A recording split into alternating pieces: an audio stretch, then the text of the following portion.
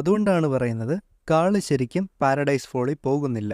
2009 ഇറങ്ങിയ അപ്പ് എന്ന മൂവിയിൽ കാൾ തൻ്റെ ഭാര്യയുടെ മരണശേഷം ബലൂണ് കെട്ടിയ വീടായിട്ട് പാരഡൈസ് ഫോളിൽ പോകുന്നതായിട്ടാണ് കാണിക്കുന്നത്. പക്ഷേ ഇത് ശരിക്കും പുള്ളിയുടെ ഇമാജിനേഷൻ മാത്രമാണ്. ഈ ഒരു മൂവിയിൽ കാണിക്കുന്ന മിക്ക കാര്യങ്ങളും കാളിൻ്റെ അൺകോൺഷ്യസിൽ കിടക്കുന്ന കാര്യങ്ങൾ മാത്രമാണ്. അതായത് ഇതിൽ കാള് പാരഡൈസ് ഫോളിൽ പോകുന്നത് ഒരുപാട് ബലൂൺ വെച്ചിട്ടാണ്. പക്ഷേ ഇത്രയും ബലൂൺ കൊണ്ട് മാത്രം അത് പോസിബിൾ അല്ല, അതും എങ്ങും ഇടിക്കാതെ. അത്രയും ഇടിയും മിന്നലും കാറ്റും ഒക്കെ വന്നിട്ട് കൂടി വീടിനോ ബലൂണിനോ ഒന്നും സംഭവിക്കുന്നില്ല എന്ന് മാത്രമല്ല, തൻ്റെ ഭാര്യ വരച്ച കൂട്ട് പാരഡൈസ് ഫോളിൽ കറക്റ്റായിട്ട് വീട് ചെന്ന് വീഴുകയും ചെയ്യും. പുള്ളിയും ഭാര്യയും കൂടെ പ്ലാൻ ചെയ്ത പല കാര്യങ്ങളും പുള്ളി എക്സിക്യൂട്ട് ചെയ്യുന്നതായിട്ട് ഇവിടെ ഇമാജിൻ ചെയ്യുകയാണ് ചെയ്യുന്നത്.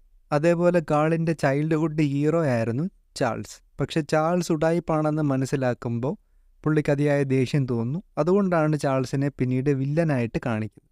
ഇവർ തമ്മിലുള്ള ഒരു ഏജ് ഗ്യാപ്പ് വെച്ച് തന്നെ നമുക്കിത് മനസ്സിലാവുന്നുണ്ട്. കാരണം കഥ നടക്കുന്ന സമയത്ത് കാളിന് 78 വയസ്സുണ്ട്. ഇവർ തമ്മിൽ മിനിമം ഒരു 20 വയസ്സിൻ്റെങ്കിലും ഡിഫറൻസ് കാണും. പക്ഷേ ഒരു 98 വയസ്സുള്ള ഒരാളെ പോലെ അല്ല ചാൾസ് ബിഹേവ് ചെയ്യുന്നത്. അത് ഒരു പ്രിമിറ്റീവ് ലാൻഡിൽ ഡോഗ്സ് വെച്ച് കൊടുക്കുന്ന ഫുഡ് കഴിച്ചിട്ട്.